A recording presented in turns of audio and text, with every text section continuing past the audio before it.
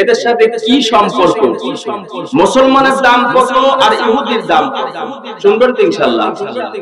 এক মুসলমানের সন্তান এক ইহুদিদের মজলিসে, আমাদের বাড়ির পাশে যদি কোন ইহুদির ছেলে থাকে, ইহুদির বাড়ি থাকে আর মুসলমান বাড়ি থাকে, ছোট বাচ্চাকে বলা যায় তুমি ওই বাড়িতে যেও না, তো এরকম একটা সম্পর্ক গড়ে ওঠে।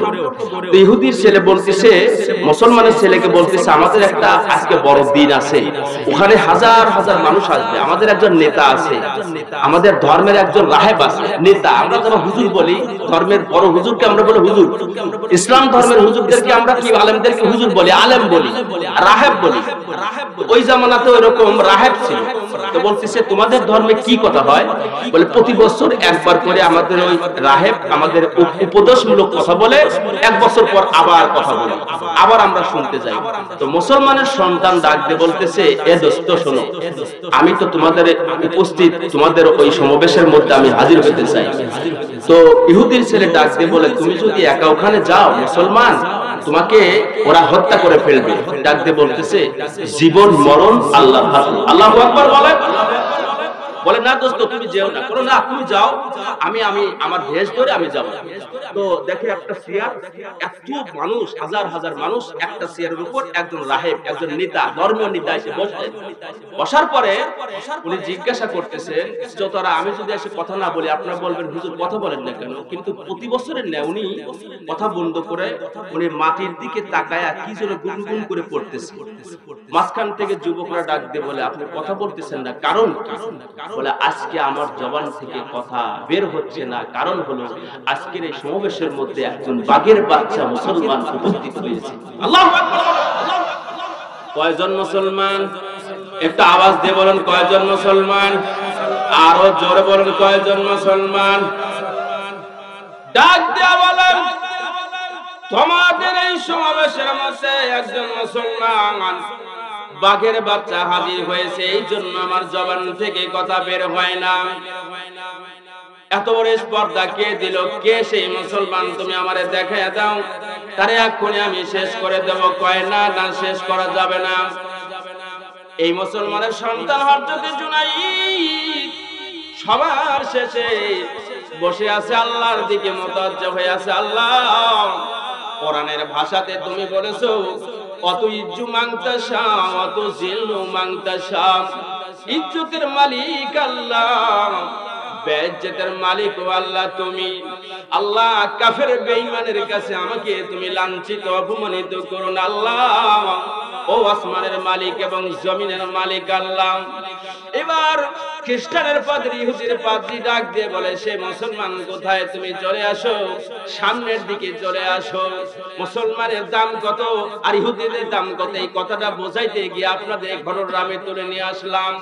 এবার মুসলমানের সন্তান ডান সাইড থেকে চলে আসতেছে।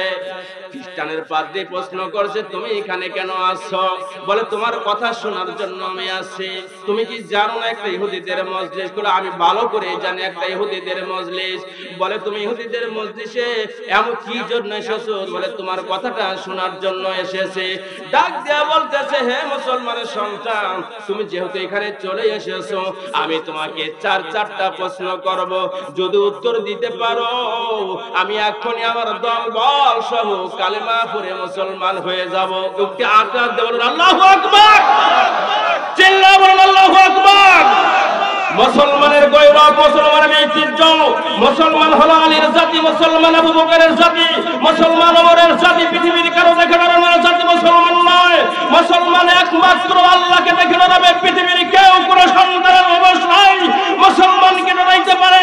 কিন্তু মুসলমান আজকে এমন নির্যাতিত, নিপীড়িত, মুসলমানের ঈমান আকীদা নষ্ট হওয়ার কারণে কাফের বেঈমানরা মুসলমানের উপর লড়া হয়ে উঠছে, মুসলমানদেরকে নির্যাতন চালাচ্ছে। এই ঘটনা থেকে আপনি বুঝতে পারবেন মুসলমানের আসন ছিল হলো মাথার তাজ হিসেবে। চিল্লায়ে বলুন আল্লাহু আকবার। ডাক দিয়া বলে, তোমাকে আমি চারটা প্রশ্ন করব। হে মুসলমানের সন্তান, কোরআন এবং হাদিস আমার কিতাব আছে, আমার কিতাবের সাথে আমি মিলাবো। কোরআন, হাদিস, ইজমা, কিয়াস, মৌখিক কথা আমি তোমাকে নেব না। কিভাবে তোমাকে এই চারটা প্রশ্নে তুমি উত্তর দিবা? হযরত জুনাইদ বাগদাদী রাহমাতুল্লাহ আলাইহি ডাক দিয়ে বলে, ধর্মীয় নেতা আপনি কি প্রশ্ন করবেন? বলে, আমার প্রথম নাম্বার প্রশ্ন হলো, তোমাদের দেশের আলেমেরা, তোমাদের ধর্মীয় আলেমেরা কোরআন হাদিস থেকে বলে কিয়ামতের ময়দান যেদিন কায়েম হবে, লক্ষ কোটি মানুষ যখন জান্নাতের মধ্যে প্রবেশ করবে, ওই জান্নাতের মধ্যে নাকি একটা বৃক্ষ, একটা গাছ সমস্ত জান্নাতীকে ছায়া দান করবে।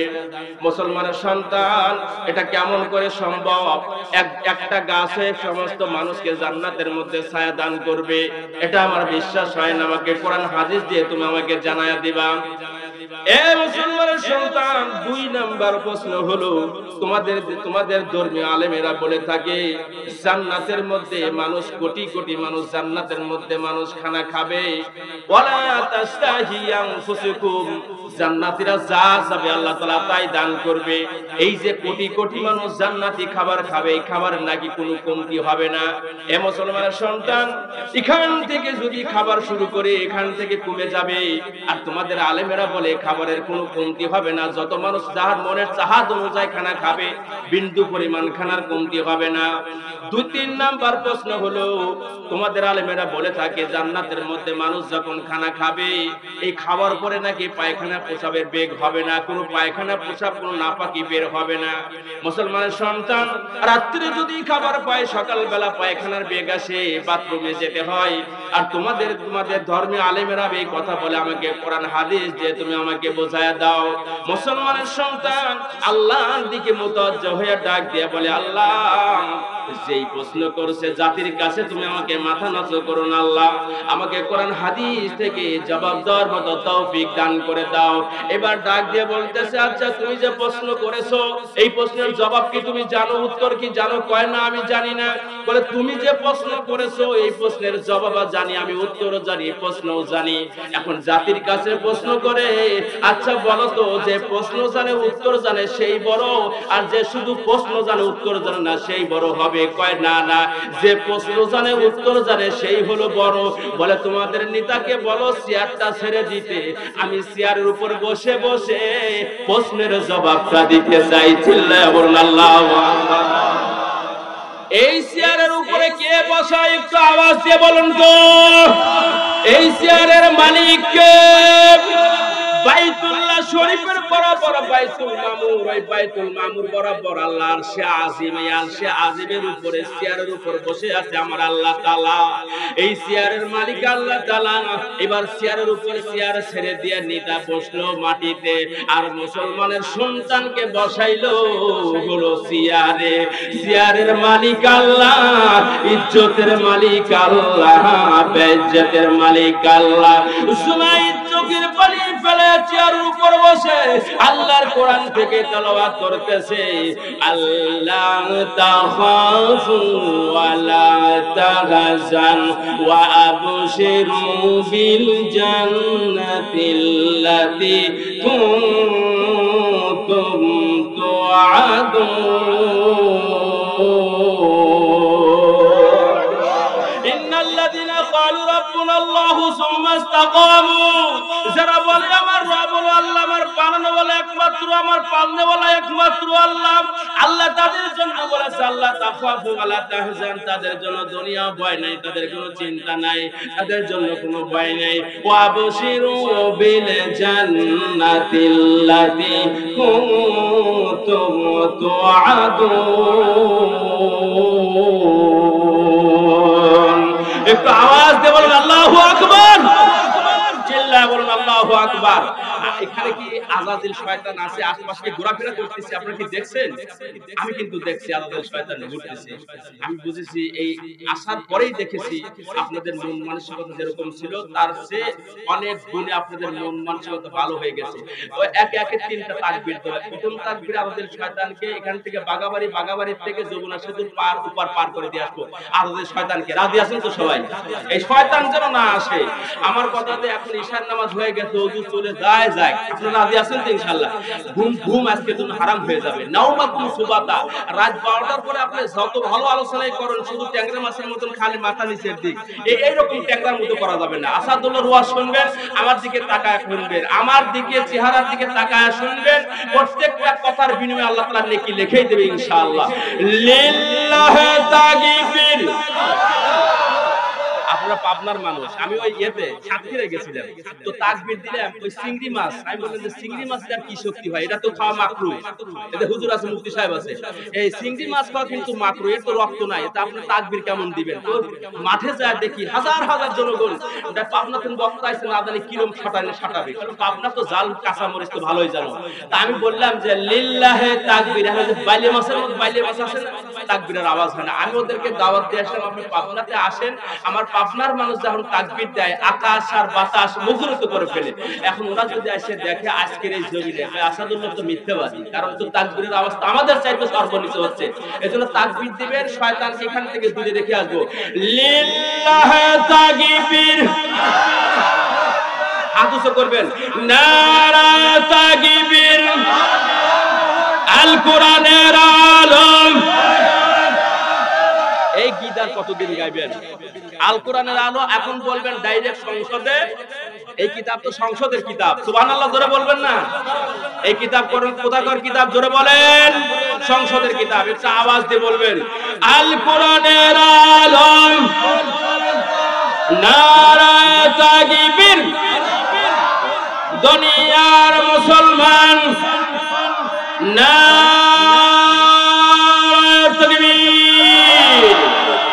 আমাদের মধ্যে কোনো হিংসা দেশ নাই, আমরা এখানে আওয়ামী লীগ আছি, জামাতি ইসলামী আছে, 12 রশি আছে, 13 রশি আছে, 14 রশি আছে, 18 রশি আছে, 8 রশি আছে, যত জামাত ইসলাম আছে, তাবলীগ আছে, যত আছে, আমাদের মধ্যে কোনো মতভেদ নাই, আমাদের মধ্যে কোনো সম্পর্ক খারাপও নাই। ইনশাআল্লাহ আজকের আলোচনা থেকে বুঝে নেবেন যে আমাকে কোন দল করতে হলে, কোন দল করলে আল্লাহ আমাকে নাজাত দিবে, আমি সেই দলই করব। আজকের আলোচনা থেকে ইনশাআল্লাহ আপনি পাবেন। একটু জোরে পড়ুন, আল্লাহুম্মা সাল্লাম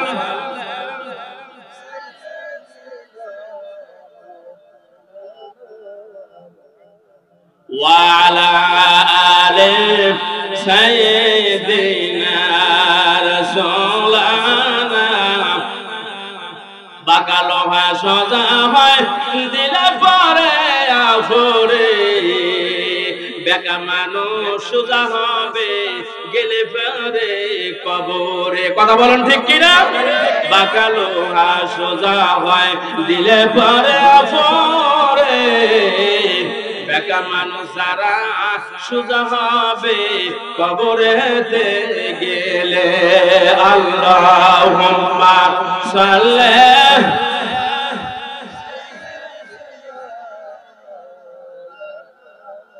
ওয়া আলা আলি সাইয়্যিদিনা রাসূলানা। মুসলমানের সন্তান এবার ডাক দিয়ে বলতেছে, তোমাদের নেতা আমাকে তিনটা প্রশ্ন করেছে। এক নাম্বার প্রশ্ন কি, পৃথিবীতে মানুষ যখন জান্নাতে মারা যাওয়ার পরে হাসরের ময়দান কায়েম হবে, মানুষ যখন বিচার হিসাব দিয়ে বিচার কার্য শেষ করে যখন মানুষ জাহান্নামে যাবে, কেউ জান্নাতে যাবে, লক্ষ কোটি মানুষ জান্নাতের মধ্যে প্রবেশ করবে, ওই জান্নাতের মধ্যে একটা বৃক্ষ কেমন করে ছায়া দান করবে। এবার মুসলমানের সন্তান হযরতে জুনায়েদ ডাক দিয়ে বলে, আশ-শামসু ওয়াল কমার বিহুসবান।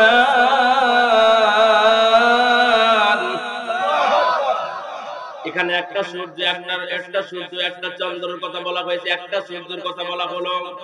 মুসলমানের সন্তান ডাক দিয়ে বলে, ও জাতি, তোমরা বলো তো সূর্য কয়টা? জাতি তারা সবাই বলতেছে সূর্য একটা। এই সূর্যটা কি শুধু বাংলাদেশের জন্য? কয় না। America, London, Cyprus, Indonesia, Pakistan, Saudi, Bharat? কয় না না না। বাংলাদেশের জন্য শুধু কি পাবনা? কয় না। রাজশাহী, বগুড়া, দিনাজপুর, ঠাকুরগাঁও, নীলফামারী, গাইবান্ধা, কুড়িগ্রাম, কুড়িগ্রাম, বয়গুড়া, জয়পুরহাট, বরগুনা, কুষ্টিয়া, মেহেরপুর, চুয়াডাঙ্গা।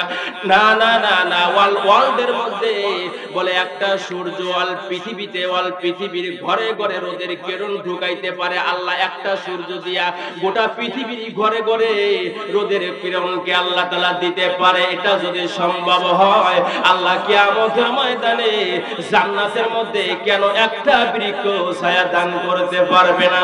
ওয়ালা তাশতাহি আনফুসুকুম, জান্নাতীরা যা চাবে আল্লাহ তাআলা তাই দিয়ে দিবেন, আল্লাহ পাকের ওয়াদা। একটু আওয়াজ দিয়ে বলুন আল্লাহু আকবার। মুসলমানের সন্তান এবার ডাক দিয়ে বলতেছে, তোমাদের নেতা 2 নাম্বার প্রশ্ন করেছিল, পৃথিবীতে মানুষ যখন জান্নাতে যাবে, মানুষ মারা যাওয়ার পরে হাসর, মিজান, পুল, সিরাত শুরু হয়ে যাবে, বিচার কার্য যখন শেষ হয়ে যাবে, বিচার কার্য শেষ হওয়ার পরে মানুষ জান্নাতের মধ্যে যখন ঢুকবে, এই জান্নাতের নিয়ামত খাবে, শুধু খাবে আর খাবে, খাবে আর খাবে।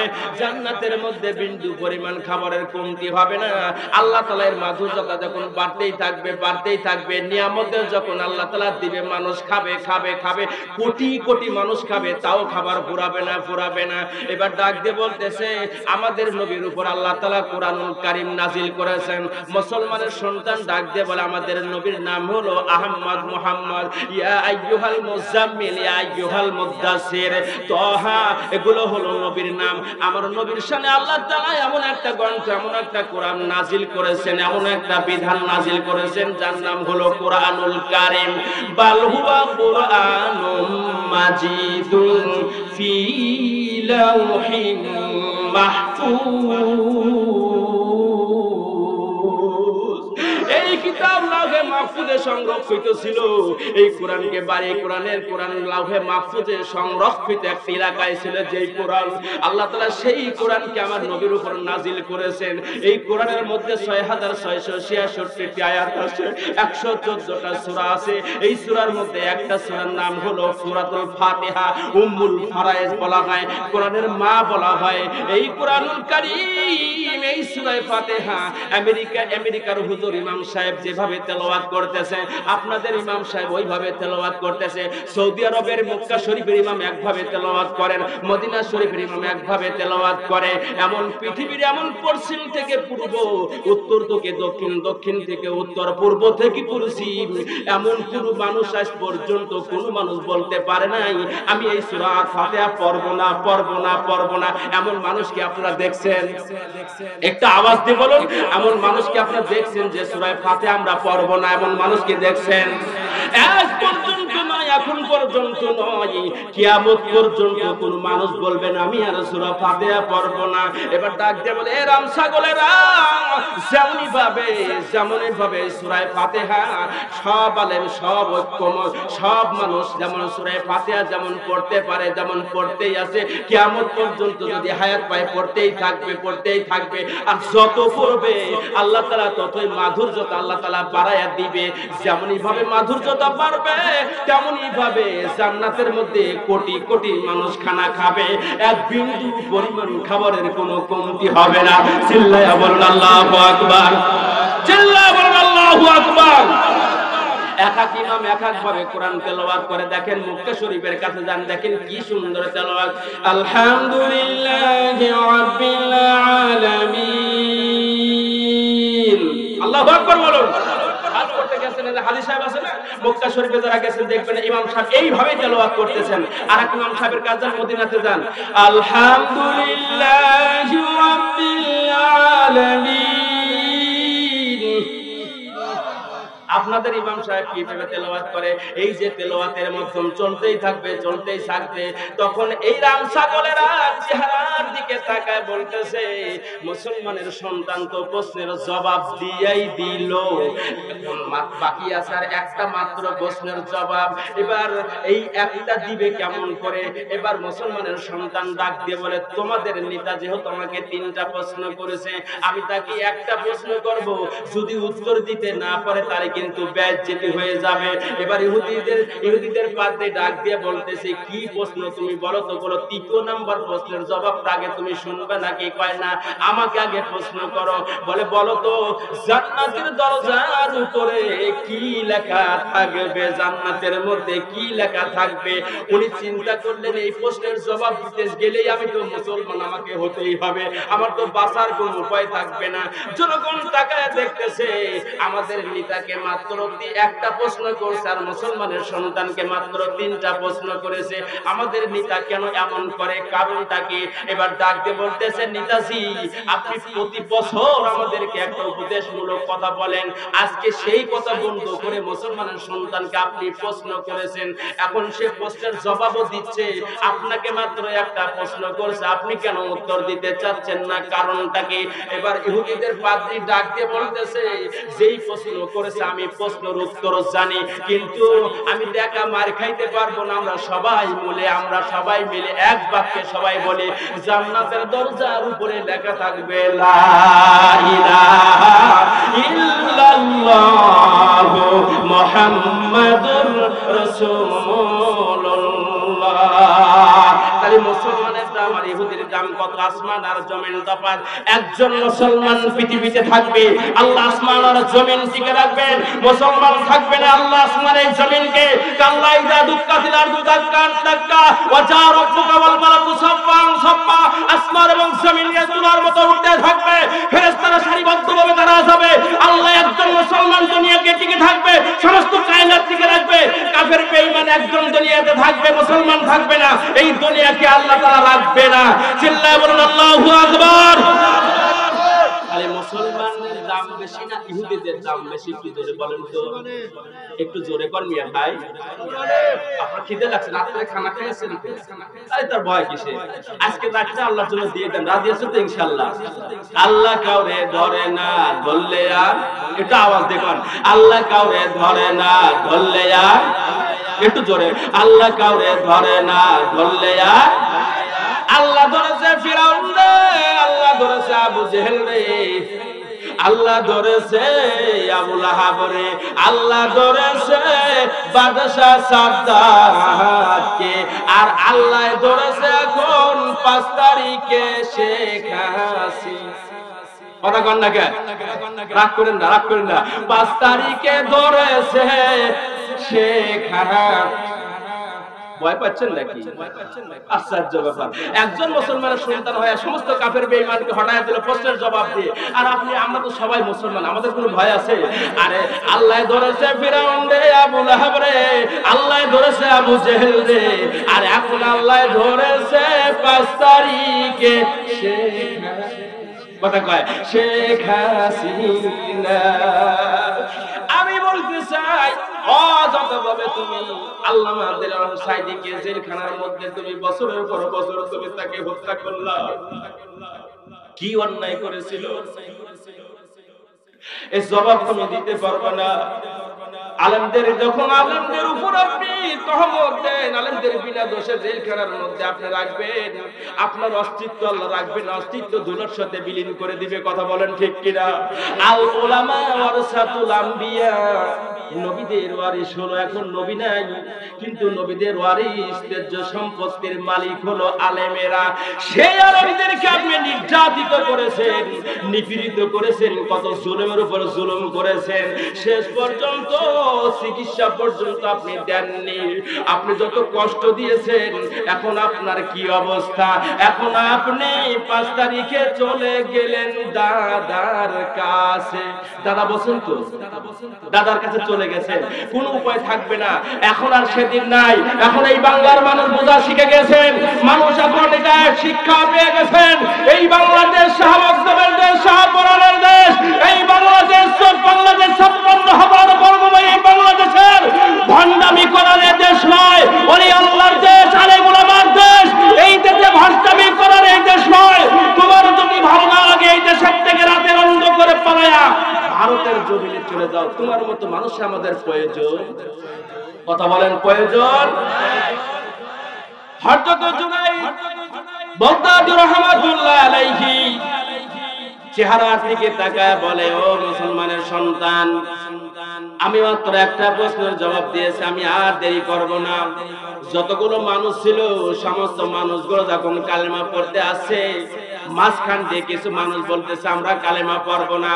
আপনারা বলুন তো কিছু বেকার লোক থাকে কিনা? এটা আওয়াজ দিয়ে বলুন, বেকার লোক আছে কিনা? আল্লাহ তাআলা বলতেছেন ইন্নাকা লাতাহদি মান আহাবাবতা ওয়ালাকিন্নাল্লাহা ইয়াহদি মান ইয়াশাউ ওয়া হুয়া আ'লামু বিল মুহতাদিন।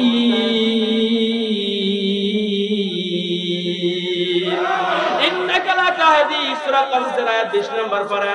আল্লাহ তাআলা বলতে, যাকে আপনি মহব্বত করবেন তাকে আপনি হিদায়াত দিতে পারবেন না, কখনোই সম্ভব নয়। বেকা মানুষ যারা ছিল তারা বলতেছে আমরা কালেমা পড়বো না। না না, আমরা কালেমা পড়বো না। কারণ হলো হিদায়াতের মালিক। একটা আওয়াজ দিয়ে বলুন তো, একটা আওয়াজ দিয়ে জোরে বলতে হবে হিদায়াতের মালিককে। আরো জোরে বলুন। এ আসমান কার, জমিন কার? আরো জোরে, আসমান কার, জমিন কার? হুকুম চলবে কার? বউ কার? আবার কি কয়? এটা বলবেন আল্লাহ আপনাকে দান করেছে। আল্লাহু আকবার বলুন। আপনাকে আল্লাহ তাআলা দান করেছেন। কারণ যদি বউ যদি না থাকে এই দেশের মানুষ, এই যুব সমাজ ধ্বংস হয়ে যাবে। কারণ আল্লাহ তাআলা এটা নিয়ামত হিসেবে আপনাকে দান করেছে। আল্লাহু আকবার বলবেন না? কিছু মানুষ বাঁকা হয়ে চলে যাচ্ছে, ডাক দিয়ে বলতেছে আমরা কালেমা পড়বো না। ডাক দিয়ে বলে কেন তুমি কালেমা পড়বো না? এবার নেতা ডাক দিয়ে বলতেছে আমি তো কালেমা পড়লাম। কয় না, তুমি কালেমা পড়তে পারো, তুমি বোঝো না তাই কালেমা পড়েছো। আমি কালেমা পড়বো না। এবার হযরতে জুনাইদ ডাক দিয়ে বলে যাও, যার মনে চায় সে কালেমা পড়বে, আর যার মনে চাবে না সে কালেমা পড়বে না। হযরতে জুনাইদ তৃতীয় নাম্বার প্রশ্নের জবাব দেওয়ার জন্য আবারও চেয়ারে বসলেন। এবার ডাক দিয়ে বলতেছে তোমাদের নেতা এখন তো আমাদের মানুষ হয়ে গেছে, আমরা কালেমা, যেহেতু আমার কালেমা, আমার মামা আমাদের কালেমা পড়ে নিয়েছে, আল্লাহ তাআলার বাণী পড়ে নিয়েছেন। এখন বলতেছে তোমাদের নেতা যে প্রশ্ন করেছিল, 3 নাম্বার প্রশ্ন করেছিল, তোমাদের নেতা বলেছিল আর তোমাদের ধর্মীয় আলেমেরা বলে থাকে জান্নাতের মধ্যে খানা খাবে, পায়খানা প্রসাবের দরকার হবে না। এবার ডাক দিয়ে বলতেছে আচ্ছা বলো তো তোমাদের মায়ের পেটের মধ্যে তোমরা কয়দিন ছিলা? এবার জাতিকে প্রশ্ন করতেছে, জাতিরা বলতেছে আমরা কেউ 7 মাস 10 দিন ছিলাম, কেউ 8 মাস 10 দিন ছিলাম, কেউ 9 মাস 10 দিন ছিলাম। এবার ধারাবাহিকতা আছে, 9 মাস 10 দিন অথবা 10 মাসও থাকতে হয়। ডাক দিয়ে বলতেছে এই 10 মাস তুমি মায়ের গর্ভে থাকলা, তুমি কি খানা খাইছো? বলে হে কেমন করে খানা খাইছো? আল্লাহ তাআলা এমন সায়েন্স, এমন কম্পিউটার, এমন বৈজ্ঞানিক, আল্লাহর চাইতে বড় সায়েন্স আর কম্পিউটার বৈজ্ঞানিক দুনিয়াতে আসমানের উপরে আর কেউই নাই। আমি মা যে খানা খাইলো ওই খানাটা মায়ের পেটের জায়গা না, আমি পেটের মধ্যে ছিলাম। আল্লাহ আমার মায়ের খাদ্য নারীর সঙ্গে আমার নারীটা সুন্দর করে পেটের মধ্যে সেট করে দিল।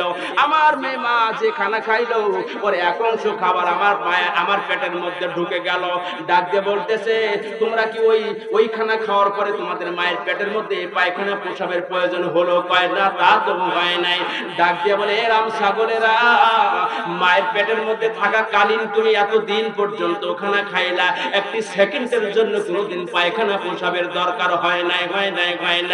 যদি মায়ের পেটের মধ্যে পায়খানা পেশাব হতো তুমি ওখানে ডুবে মরে যাইতে, পায়খানা পেশাবের মধ্যে তুমি ডুবে মরে যাইতা। আল্লাহ তাআলা এমন ভাবে সেট করে দিয়েছে, মা যে খানা খাইলো ওই খানাটার সঙ্গে মার নারীর সঙ্গে আমার নারীটা জয়েন করে দিল। আস্তে আস্তে করে ওই খাবার যায়, আমি আস্তে আস্তে বড় হতে থাকলাম। আল্লাহ তাআলা আমাকে বড় করলো। তেমনি ভাবে জান্নাতের মধ্যে যত মানুষ খানা খাবে শুধু একটু ঢেকুর দিবে, ঢেকুর দেওয়ার সঙ্গে সঙ্গে শরীর দিয়ে ঘাম বের হবে, কোনদিন পায়খানা প্রসাবের দরকার হবে না। চিল্লায়া বলুন আল্লাহু আকবার। আর একটু জোরে বলুন আল্লাহু আকবার। মুসলমান ভাইরা, তাহলে একজন মুসলমান হয়ে দেখেন কাফের বেঈমানকে মাথা নত করে নাই।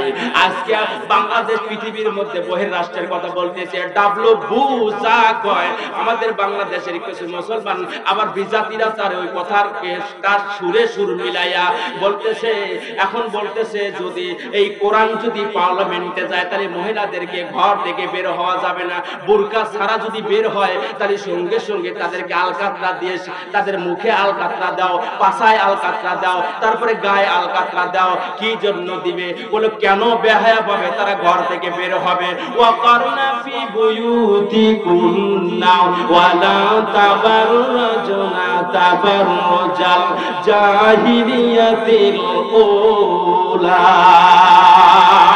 তোমরা জাহিলিয়াতের যুগের মতো ঘর থেকে বের হয়েও না। তারা বলতেছে যদি বাংলাদেশে যদি কোরআনের আইন চালু হয়ে যায় মহিলারা বিপদের মধ্যে পড়ে যাবে। আপনাদেরকে আমি প্রশ্ন করি, আসলে বিপদ হবে না রহমত হবে? জোরে বলে না, জোরে বলে না। রহমত হবে না বিপদ হবে? আল্লাহর কসম করে বলতেছি, আর যদি কোরআনুল কারীমের আইন যদি ৫৬,০০০ বর্গমাইল বাংলাদেশে যদি চালু হয়ে যায়, রহমত হবে, গজব হবে না, হবে না। চিরদিনের জন্য সুদী বাংলাদেশের থেকে চলে যাবে, ঘুষ জীবনের স্তরে চলে যাবে, তারপরে মিথ্যা চলে যাবে, তারপরে বিবাহ দিয়ে নারীদেরকে বিবাহ করে যৌতুক প্রথা নামে জীবনের স্তরে চলে যাবে। কোনদিন বাংলাদেশে আর যৌতুক প্রথা হবে না। আমার এই দেশে যৌতুক প্রথা আছে না? এই দেশে নেই, আপনাদের গ্রামে নাই। এক হাজী সাহেবের ছেলেকে বিয়ে দিবে, শুনেন নাকি ঘটনা? হায় হায়, এটা বড় দুঃখের বিষয়। হাজী সাহেব হজ করে আসছে, তার ছেলেকে বিয়ে দিবে। তো দেখা মেকা শেষ, জিজ্ঞাসা করতে হাজী সাহেবকে, আমার মেয়ে আপনার ছেলেকে পছন্দ হয়েছে? বলে জি পছন্দ হয়েছে। তো এখন ওই বলতেছে তাহলে লেনদেন কি কিছু করার আপনার কিছু কথা আছে নাকি? তো হাজী সাহেব করছে জামাই তোমরা ডান সাইডে, উনি বাম সাইডে, উনি ডান সাইডে। বলে না আমার তেমন কোনো কথা নাই, তবে দক্ষিণ পাড়া থেকে একটা বিয়ে আইছিল ১.৫ লাখ বলে গেছে, আপনারা যা পারেন তাই দেন, আমার চাওয়া আমার কিছু নাই। জামাই যা আছে ওর কপালে জুতোর বাড়ি দেওয়া লাগবে। কথা বলেন ঠিক কিনা? এখানে আলেম আছে, মুফতি আছে, আবার জিজ্ঞাসা করুন যারা মিয়া পক্ষ থেকে জোরপূর্বক ভাবে যৌতুকের টাকা খান, পায়খানা খাওয়া, যৌতুকের টাকা খাওয়া একই সমপরিমাণ হবে। কথা বলুন ঠিক কিনা? যৌতুকের টাকা। এই কোরআন যদি পার্লামেন্টে যায় তাহলে আমি আসাদুল্লাহ বলে গেলাম, যদি মনেও যায় আপনি রেকর্ডিং করে নেন আমার এই কথাগুলো। যদি আল্লাহর কোরআন পার্লামেন্টে যায় তাহলে জীবনের তরে যৌতুক এই বাংলার জমিন থেকে পালাবে, আর কোনো দিন আসবে না, আর কোনো দিন আসবে না। ওমরের মতো শাসক যদি কোরআনুল কারীম দিয়ে মদিনার প্রেসিডেন্ট হয়, হযরত ওমর ফারুক রাদিয়াল্লাহু তাআলা মদিনার প্রেসিডেন্ট ছিলেন, নিজের সন্তানকে কোরআনুল কারীম দিয়ে বিচার করতে গিয়ে নিজের সন্তান দুনিয়া থেকে চলে গেছেন। ছেলের দিকে তাকায় নাই, তাকাইছে কার দিকে? জোরে বলুন। ঢুলতেছে জোহরের নামাজের আযান হচ্ছে, হযরত ওমর বলতেছে আমার সামনে এই ছেলেটাকে দেখে মাতাল অবস্থায় যাইতেছে, ডাক দিয়ে বলতেছে তো আর কেউ নয়। ডাইনে তাকায়, বামে তাকায়, কেউ তো দেখে ফেলছে না। নিজের এই রুমাল দিয়ে মসজিদের খুঁটির সঙ্গে বেঁধে নামাজ আদায় করছেন। নামাজ আদায়ের পরে বিচারককে ডাক দিয়ে বলেন, হযরত ওমর ডাক দিয়ে বলতেছে এদিকে আসো, আমার এই সন্তান এই অন্যায় করেছে, আমি নিজে হাতে বিচার করতে চাই।